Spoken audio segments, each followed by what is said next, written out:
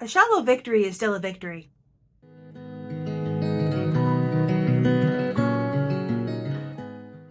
Hello, my name is Margaret Adele, and welcome to the recounting of how I beat my Lower the TBR challenge.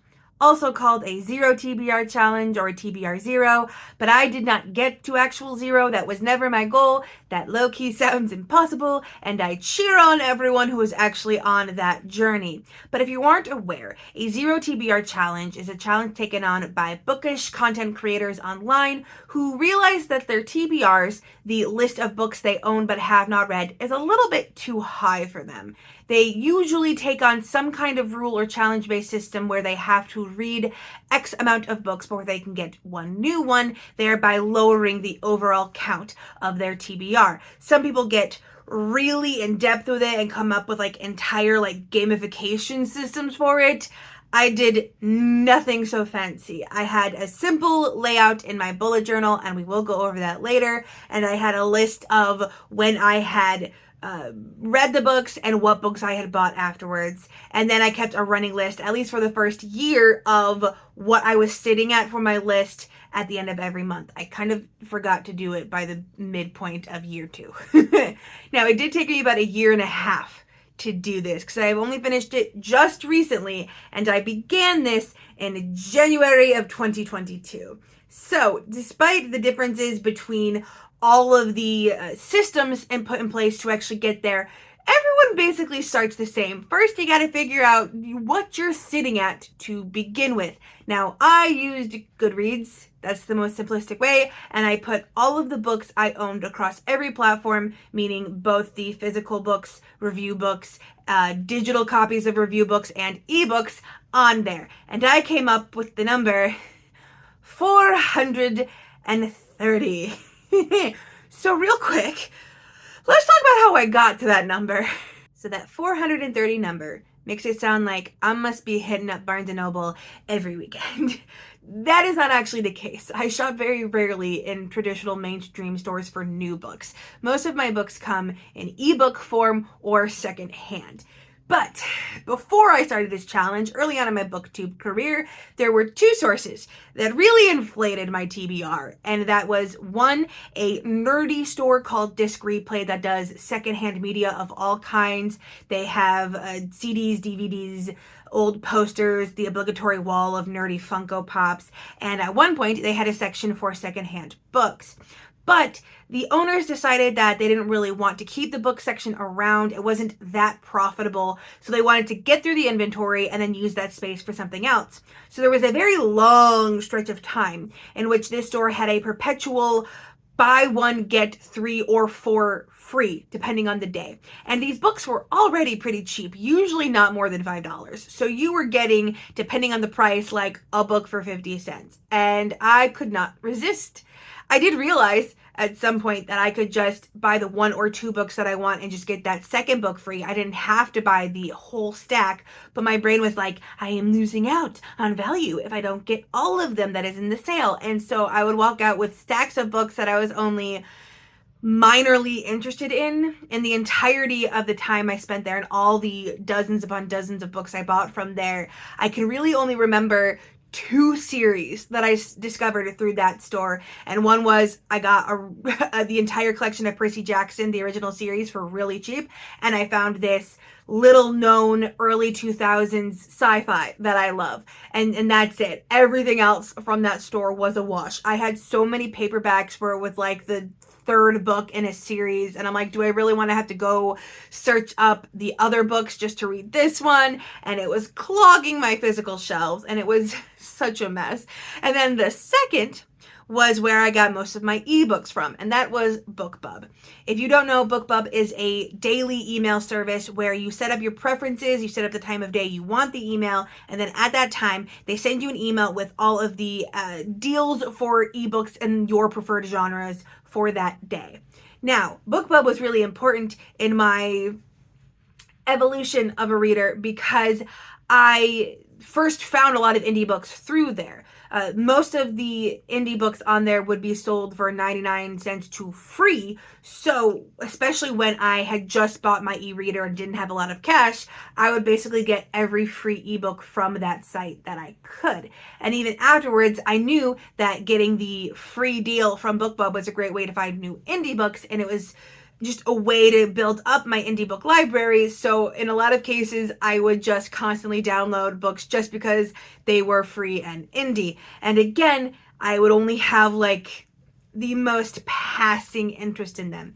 And again, there are some gems that I've found. Like I found Lindsay Baroker's work, and it took me years to finish, but I read the entire 8-book sci-fi space opera series from her that I loved, and it was great. And I found other books from authors that I went on to like join the review list for. So in a certain way, that daily service did help propel my readership and my indie reviewing, but it came to a point where I ended up deleting most of the books that I downloaded from there. And thankfully, it's pretty easy to unhaul ebooks. Unhauling physical books is a lot different, but that was kind of the issues that I realized very early on that I needed to change in my buying habits. Was I would get in the habit of, well, it's cheap and secondhand, or well, it's a free ebook, let's just do it. And then I have reader apps clogged with ebooks I don't even remember, and I have shelves with old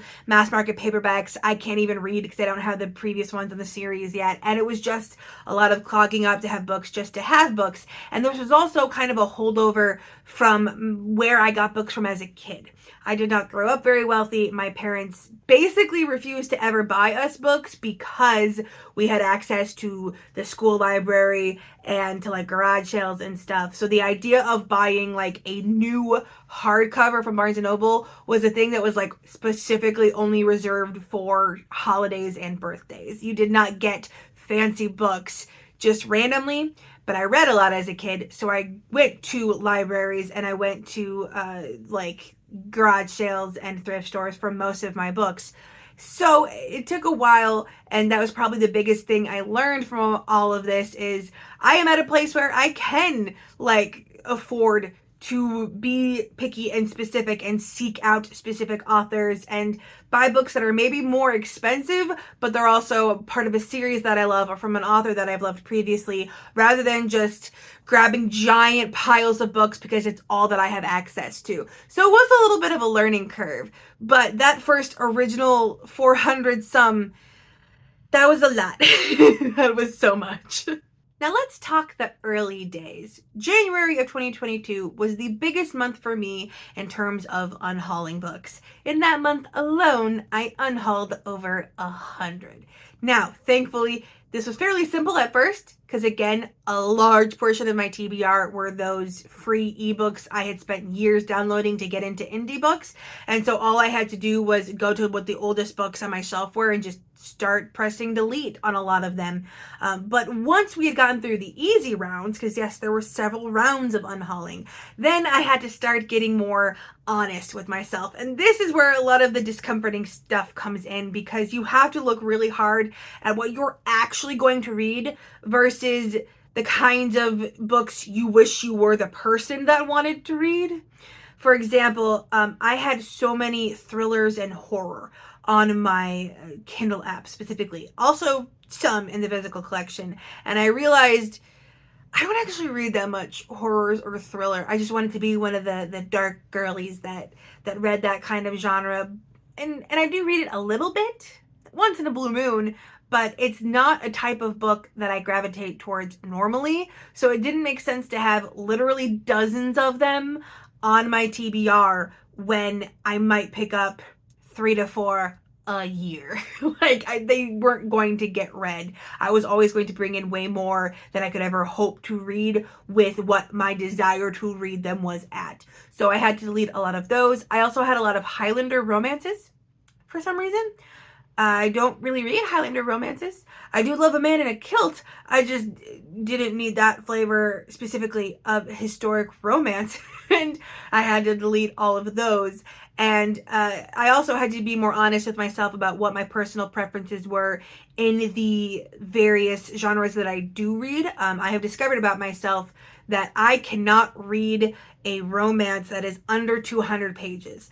I am hardcore a slow burn girly. And if it is well under 200 pages, I'm probably not going to be satisfied with the state of the relationship by the end. I want to see all of the pining and the yearning. I want to see the slow buildup. So I then had to go through and look at all of my romances, even in genres that I knew I liked, and I had to look at the page count and start deleting them by page count.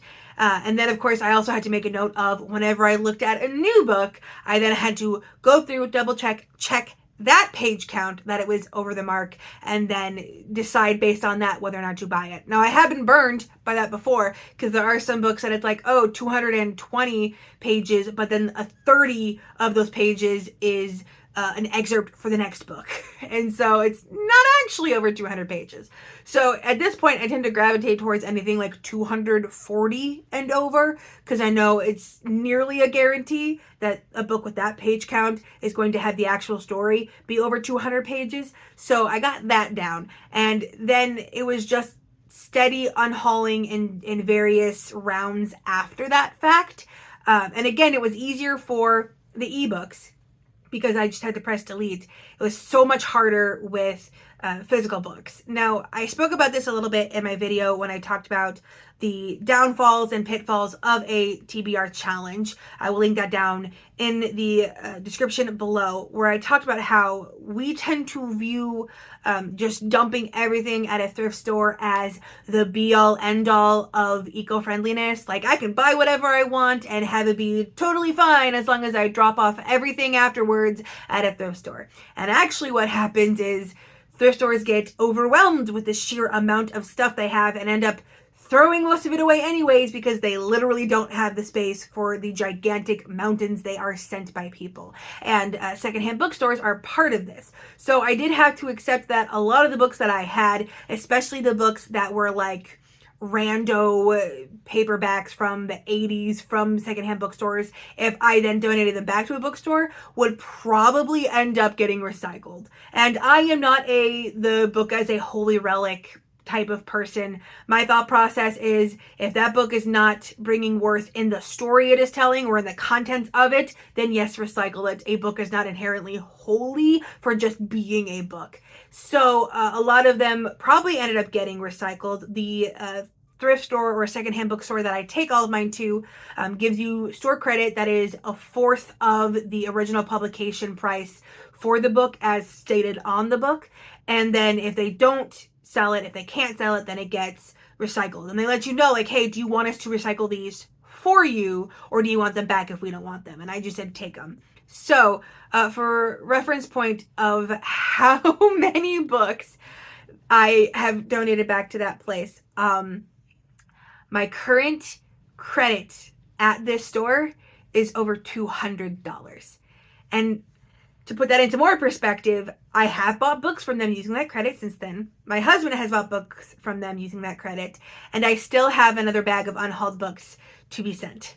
So it took me a year and a half. I have basically like promised myself that I am going to make that store the number one store I go to whenever I am looking for new used books, just because I have dumped so many on them. And I feel bad about the mountain of books that I have brought to them. But that's how I got rid of a lot of the physical books, and I would kind of have to wait. I would fill up a bag, and I would take them in spread out trips so that I wasn't bringing as much to them at once and having, the poor person behind the counter having to enter all of those books on their shift. But I slowly worked my way through that, and now I actually have a lot more space on my physical bookshelves, which is super nice. I love that for me. And also, I learned how to be more mindful of spending at secondhand bookstores, where I don't just randomly buy things just because they're secondhand bookstores. I still go in with a list, because I am still working my way through a variety of book series that are out of print and are generally only found at secondhand stores. So I will go into my list of titles and I will specifically look for those titles, or I will look for specific kinds of nonfiction books that I am looking for, or specific kinds of representation in books that I'm looking for. I will generally go through with a pre-made plan in mind as much as you can shopping in a secondhand bookstore, so that I don't fall down the same rabbit hole of, well, it's all secondhand. So, and again, that bookstore is a little bit more expensive, but I have so much credit racked up, and the credit can go to half of the total cost of your books. So it will be a very long time before I have to pay full price books at that place. And also there are other places like Pango and Thrift Books and all those other places that I can find stuff. But again, the point is that I'm trying to keep it mindful of the kind of books that I'm getting and not just go randomly spending just because it's a secondhand bookstore. Now, also in my TBR challenge, I had set up months in which I could pause it to get more books without restrictions. And that was specifically April, the month of my birthday, and December, month of Christmas. That way, when I got a bunch of gift cards as gifts, because once you have become known as the bookish person, you get all the gift cards to bookstores, I could spend them and not feel restricted and not feel like I was ungrateful for getting those gift cards. And I discovered that even when I had those months where things were paused, I still wasn't really going ham spending things. I would go to the library and get a stack of books, yeah, but then I'd only end up actually wanting to add 2 of them to my TBR maybe. Or I would get ebooks, but specifically for the next books in series that I already wanted to read. And it was pretty easy to get back on track after those pause months were done. At least the first 2, that first April and first December. And in general, at first, the TBR challenge was going pretty well. I had so many books to unhaul, so it was so easy to unlock new TBR slots to get new books, and I still had a wide variety of books to pick from. It really wasn't until spring of this year, when I'd been at it for over a year, that I realized I hadn't been replacing the books I'd read by genre very well. What I mean by that is I would say read up all of the monster romance that I had, but I had been using those open slots to get maybe purely sci-fi. So I would end up with these points where I desperately wanted to read a monster romance, but I didn't have any, and I didn't have any slots open because I'd used them all up getting sci-fi or getting review books, what have you. And I realized very quickly that if I was going to read up all of the books of a certain kind, I needed to use the slots that I had open to refill it, essentially. And this was also a problem with the format of the books, where I am a notorious ebook reader, and so I would read constantly, I'm at work on my lunch break and that kind of thing, and I would read all those up, and then I would have a really, really low amount of ebooks left and a ton of physical books, but I don't usually take physical books with me to read on my lunch break. It's a little bit more tricky to read a book in hand while eating your lunch. So then I had to remember, okay, if I'm reading a lot of ebooks, I also need to refill the ebooks. And this spring is really where I began to see the struggles with the TBR challenge and where it started to feel really restrictive. This year, I also started my TBR game, and I participated in readathons, and having specific prompts set up by a roll of the dice or by someone else can make it even a little bit more of a struggle. And modern readathons aren't even that specific with their prompts anymore. And a lot of times it's just read whatever you want to read and you can participate, but if you want extra bonus points for your team, read this genre or read this type of book. So you could still participate in all of these readathons, reading exactly what you are already going to and getting points. But I'm me, and I always want bonus points. So I also found it restricting in that I wanted to get more spooky books because I was on the spooky book team for this readathon, or this other readathon, I was on the dragon team, so I needed more books about dragons that I didn't have. So I definitely started to feel the restrictions then. And right around the time I hit like maybe 70 books. I was like super proud of myself. I got under 100. You know, I could theoretically see the end because I knew I was going to stop at 50. That 70 book mark was when everything felt so restrictive, and I had to start being like, okay, I need to get these books read, have to get them read to open this lot because I need to put this book on the TBR for X. And it's where a lot of my reading became, I have to read these books to get this other book, and it felt a little bit more like a chore than it had before. And that really came to a head very recently, actually, and kind of why this is slightly a shallow victory. So let's get into it. So I mentioned before that at the 70 book mark is when some of the restrictions first made themselves known, but it really came to a head somewhere around the 56 to 57 book mark, because that is when I careened into a reading slump. Now, I believe that sometimes a reading slump is your brain just flat out telling you that it doesn't want to do that thing right now. And if you want to maintain your love for the hobby, you need to let off until you're ready to go back to it. Otherwise, you risk souring your own opinion of your hobby by making it an obligation. However, I knew that there was still certain kinds of love for reading in my brain. It was just the restrictions that were preventing me from doing that, because the one thing I wanted to do more than anything was I wanted to go wander a library and pick up books at random, but I couldn't because I was under the restrictions. Or I wanted to just go look through and find a random new monster romance from a new author, and I couldn't because of the restrictions. Now, I had told myself that it would be so cheap, such a shallow victory, if I was to unhaul the rest of the way to 50. I'm like, I'm already at like 56. I can simply just read down that far. But I was very quickly realizing that I was just hitting a wall. I was thinking about all of the books I still needed to read for my Pop Sugar Challenge that required very specific prompts that didn't match any of the books I had. And again, I just wanted to wander through a library. So I went through and I went to, yet again, my physical books, and I looked through and I unhauled another round, and I got down to 50. Now, that means that my challenge is technically done as far as a Lower the TBR challenge goes. And I do feel kind of bummed that I couldn't be like more triumphant about it, that I couldn't be like, aha, I have read the book that finishes the thing. But that's where we're at right now. I simply just needed to be done with it to move on and let my brain do what it wanted to do, so that I didn't sour my entire personal opinion of reading through my own made up rules. And yes, I did consider just throwing out the challenge without unhauling those books, but also that would have made me feel really disappointed, and I genuinely still had physical books that I wasn't gonna read. So like, there was still some unhauling to be done. But now I am currently sitting at 50 books. So what am I going to do now? Am I going to suddenly start again and building up another giant TBR? Not quite. So the name of the game before had been Lower the TBR.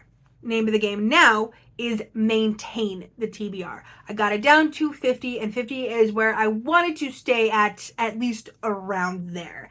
Now, if it just so happens that I read a ton of my owned books and I drop it down farther, I'll try to maintain it there, but I'm not going to purposefully try to drop the number any farther. I'm already facing a reading slump. That's not where we're at. So instead of the 2 out, 1 in dynamic, we're going to do 1 out, 1 in, which means for every book read or unhauled, we are going to get 1 new one. And this opens up so many more opportunities for getting new books. And to be fair, there's probably still some physical books that I still need to unhaul. Like I mentioned before, I just don't read physical books as much as I read ebooks anymore. And a lot of the physical books I get are from the library. So a lot of these that I owned, I don't necessarily have a big need for. A lot of them, especially the more traditionally published ones, I could get from the library. And in general, I just need to bite the bullet and finally finish it out. But for right now, I'm happy with where I'm at. I'm happy that I finally got here after a year and a half of work and so many giant bags of books taken into the store and so many deletions and so much being honest with myself and being mindful. And I have noticed that a lot more. I think my general like star rating for books has gone up since I've gotten more mindful of stuff and become more purposeful in what I buy, and I love that for me. I love that I have zoned much farther in on what I like, that I can almost guarantee at this point that a book is going to be a minimum of a 3-star for me if I use all of the criteria that I have for it using what I've learned before, and I love that. But I am so glad it's over. I am so glad I'm done. It was a great learning experience. It helped me clear out so much space. Like, I have a tiny house, so having free space on a shelf anywhere is a godsend. And I am so happy that I have that now and that I know what kind of books I'm going to fill it with now using very purposeful shopping habits, and it's great. I'm so happy. I am so happy for all of the store credit I have at that secondhand store. But I'm so glad to be done and be at a point where now I can go back to browsing a library every now and then when I want to and not having to have read 6 books ahead of time. Editing Margaret here. Apparently I forgot to film the little lead-in to the actual bullet journal section, so let's talk about the bullet journal spread for all of this. Alright, so let's do a rundown of the various bullet journal spreads that I've done throughout the entirety of this. This was the first one I made, and I realized really quick my mistake. On top of having 3 for every one, like my original TBR challenge, I also didn't write down the exact titles of books, either books that I'd read or the new ones, which meant that I could never remember if I'd read enough or what new books I'd gotten. And I'd look back and this was no help beyond telling me like what kind it was. So I had to change that pretty quickly. And this setup in general of 3 books to 1 new one didn't last very long. I'm trying to see when I got the next one here. Yeah, you can see by February I was already like over it. So that one didn't work super well. Here you can see the updated 2022 version. I have it dropped down to 2 for every new book, but I hadn't figured out yet that you need to put down the titles, so I was still confused at stuff. And I also have the numbers of both read and unread on my Goodreads. And you can actually see here, start of the year 430, we got down to 360. I actually unhauled more than the difference here, but we also got new books, and I low-key discovered that I had actually forgotten some books. I apparently did not make a clean list when I started, which probably affected things. But as we moved on here throughout the months, and please appreciate my very simplistic but colorful bullet journal spreads, by this time, I finally figured out I should write the titles of all of these things to make sure that we're actually, like, remembering what goes where. But, yep. We have the 2 I would have to read to get the new one, and then naming the new one. And I'm actually remembering a lot of these books. And I think a lot of the new ones from this area got unhauled, if I remember correctly. So, you know, the buying practices didn't trigger right away. I had to learn them a little bit. And here is the next one. This is actually a totally separate bullet journal. I found this old one that I used before I got the thicker one that has a little bit more space, but this has become just for my booktube stuff, as you can see the readathon. And this setup is very simplistic. It's just, what did I read? What did I get? And not my prettiest outline, but it fits a lot on the page. And I think I'm going to keep this separate from the regular bullet journal I'm using right now, just for space.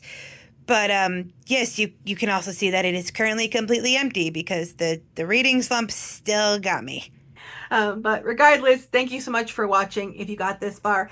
Have you ever done a TBR challenge like this, lowering yours, getting it to 0? Have you ever gotten it to 0? Please let me know. I am so interested in that process because getting it to 50 was a slog. So I don't know how I would have done that.